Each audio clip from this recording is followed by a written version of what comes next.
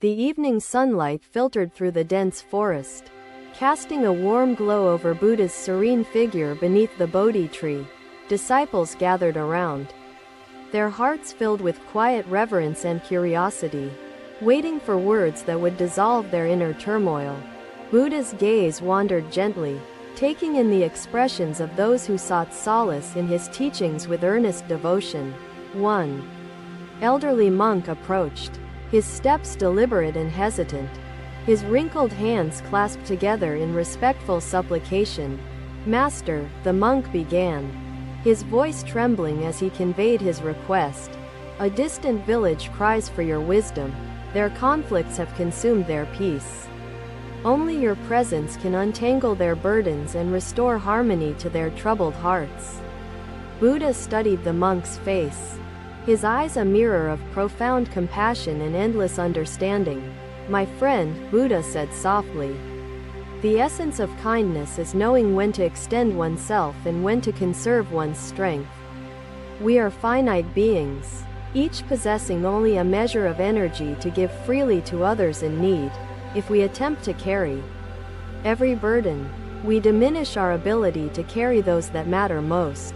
This village's suffering is real, but the journey to them would rob us of greater opportunities close to home." The disciples listened intently, their hearts resonating with the quiet strength in Buddha's words. To refuse with clarity and compassion is not to turn away but to preserve balance for future acts of service. The monk bowed deeply, his hesitation giving way to acceptance, his trust in Buddha's wisdom unwavering. That night, the forest was alive with soft murmurs, the disciples reflecting on the day's teaching beneath the starlit sky. Many discussed the art of saying no, not as rejection but as a profound act of discernment and love. A young disciple asked, "Master, how do we determine which burdens to carry and which to leave aside?" Buddha replied, "Like the lotus, which thrives in the muck yet chooses not to be weighted down by it, we must learn to embrace suffering without allowing it to root itself deeply within our minds. This discernment comes from meditation, reflection, and understanding the impermanence of all things. True compassion flows not from exhaustion but from the clarity of knowing what truly serves the greater good." Another disciple ventured closer, her brow furrowed with doubt. "But Master, will saying no not dishearten those who come to us for help?" Buddha's smile was gentle, his voice steady. "The intention behind our refusal defines whether it wounds or heals those we speak to. Say no with the language of love, with explanations that honor their efforts and value their needs. Compassion is not confined to the act of giving but resides also in the wisdom of gentle refusal. Each word, chosen with care, can transform disappointment into understanding and resentment into gratitude." The disciple nodded slowly, her doubts fading like morning mist under the rising sun. They continued, each sharing their thoughts, weaving threads of insight into the tapestry of wisdom Buddha had presented. "The village may find their peace not from your presence, but from realizing their ability to resolve conflicts within," one said. "Indeed," Buddha responded, "our greatest service lies not in doing but in guiding others to believe in their own strength." The village's cries are echoes of a larger truth that suffering is universal. Yet redemption springs from within. By saying no to their request, I offer them the gift of discovering their own capacity for transformation. As fireflies danced in the moonlight, the disciples felt the weight of the day's lesson settling within their minds. Buddha's voice carried softly across the night air, his final words echoing like a gentle breeze. "Remember, my children, the essence of saying no is not denial but honoring the delicate balance that sustains compassion and wisdom, and in preserving this balance, we build lives not of fleeting sacrifice but of enduring service to the world." The forest whispered in agreement, its ancient trees standing witness to Buddha's timeless teachings.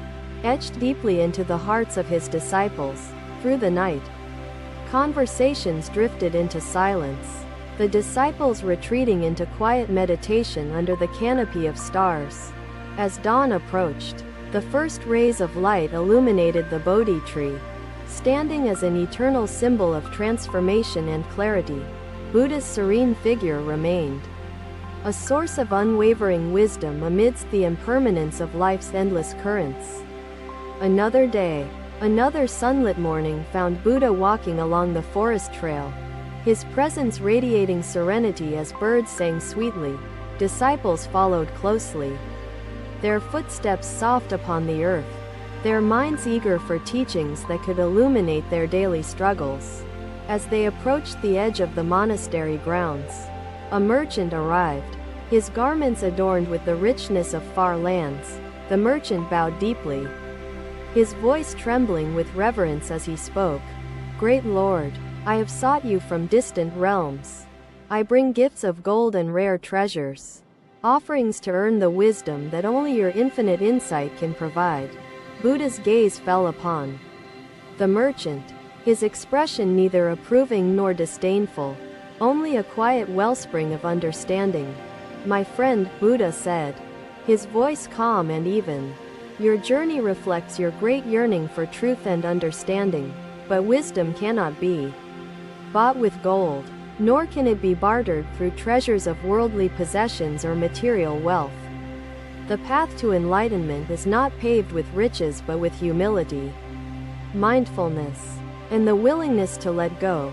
The merchant's face flushed with both confusion and frustration, his offerings feeling suddenly heavy in his hands.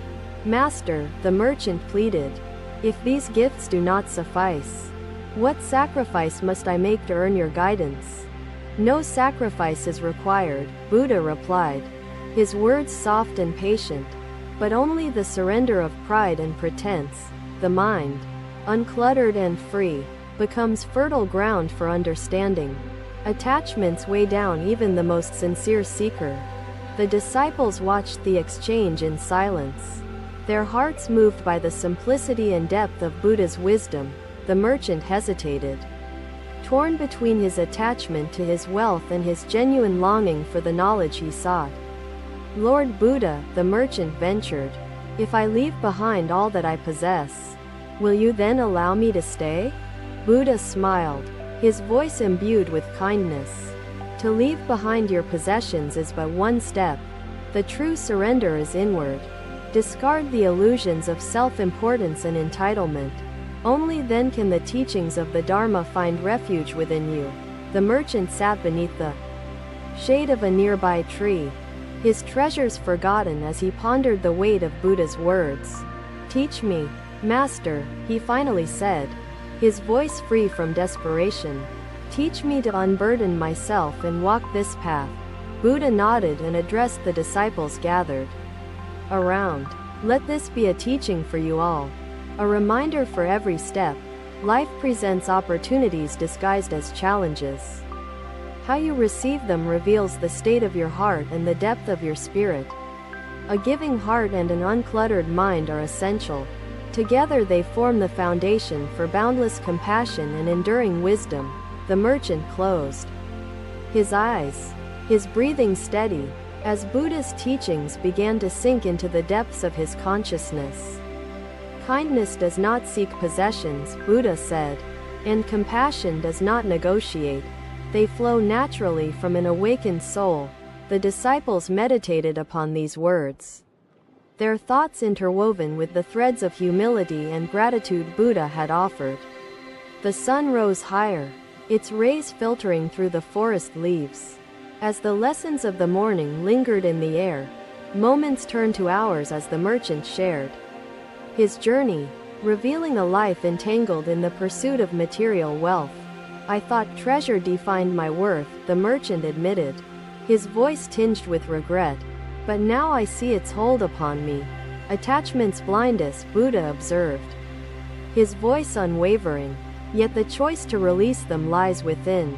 A power no one else holds. When we let go, we make space for clarity. And where there is clarity, wisdom and peace will surely follow."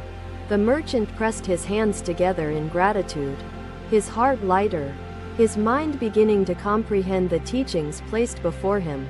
The disciples, too, found their understanding deepened, realizing the subtle ties they themselves held to habits of possession and ego. As the sun began its descent, Buddha led the group back toward the monastery. His steps unhurried, his presence undiminished. The merchant followed, his treasures left behind, his mind and soul carrying something far more precious than before.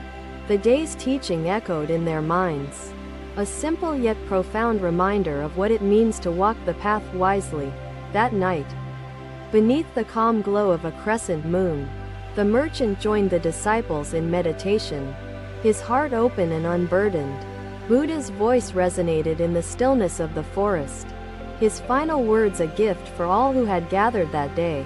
Remember, my children, that true wealth is measured not in gold but in the simplicity and sincerity of one's inner life.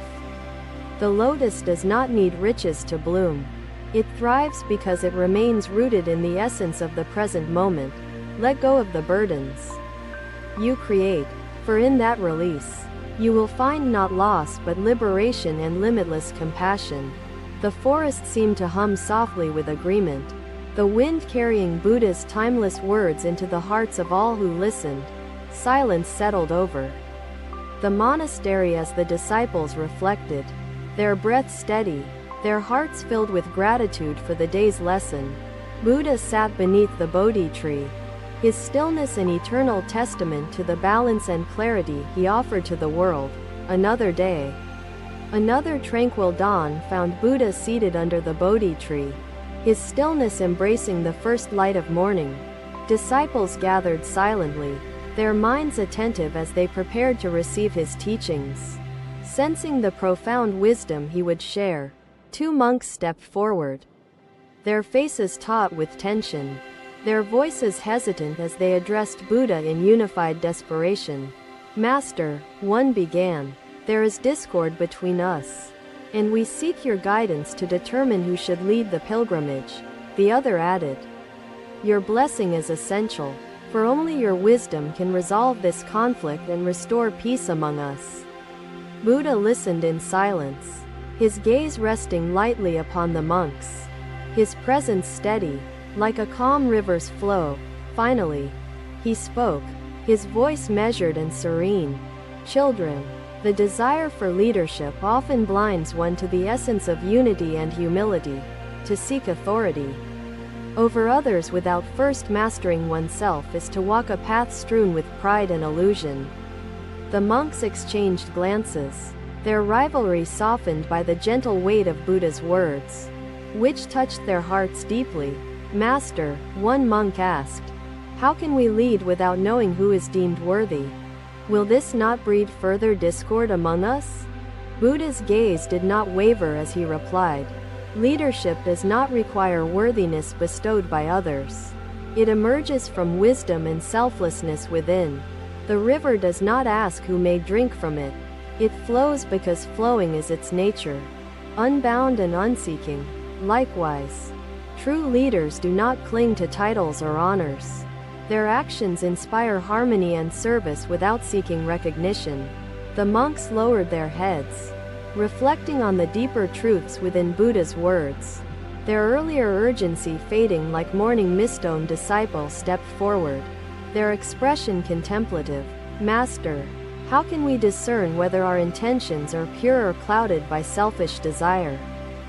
Buddha replied, the mirror of mindfulness reveals the clarity or distortion of our intentions, showing us whether they serve truth or ego. Through meditation and reflection, you learn to recognize motives born of attachment and replace them with the seeds of compassion. A leader who walks this path does not impose their will. They harmonize with others, fostering mutual understanding and shared purpose. The monks sat in silence, their breaths steady, their minds unraveling the complex strands of their desires and fears. Another disciple spoke, their voice steady but uncertain. Master, can two leaders not share the pilgrimage and walk together in unity instead of division? Buddha's smile was gentle, his voice imbued with kindness. Indeed, shared leadership holds great strength, reflecting interconnectedness and the balance within nature itself. Consider the branches of a tree. Each supports the other, allowing the whole to thrive and offer shelter to all. Collaboration does not diminish individual strength, it amplifies it, transforming competition into cooperation and creating a foundation for greater harmony. The monks looked at each other, their expressions softening, the seeds of understanding beginning to take root within their hearts. Buddha continued, "Rivalry is the shadow of fear, a misunderstanding that there is not enough light for all to grow. By choosing unity over division, you free yourselves from the chains of ego and open the door to shared enlightenment." The disciples watched the monks intently, their hope mirrored in the serene wisdom that radiated from Buddha's every word. The forest seemed to echo his teachings, its rustling leaves and whispering wind harmonizing with the rhythm of his voice. One monk finally spoke, their tone humble and reflective. "Master, I now see that leadership is not about possession but about service to others." The other monk nodded, their earlier pride softened into humility. "I, too, understand that our shared journey holds more value than individual triumph." Buddha's eyes reflected approval, his voice calm yet uplifting. "You have taken the first step toward true leadership, surrendering ego to embrace the collective. Good. Walk this pilgrimage as companions, not competitors, and let your unity inspire those who join you along the path." The monks bowed deeply, their rivalry replaced by a shared commitment to lead with wisdom and compassion.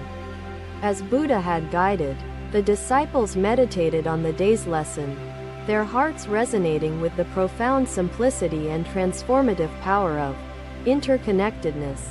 As the sun set behind the forest, its golden rays illuminating the monastery, Buddha addressed his disciples one final time. "Remember, my children, leadership is not a crown to be claimed but a lamp to illuminate the paths of others. A candle does not lose its light by lighting another. Instead, it creates a world with more brightness and warmth.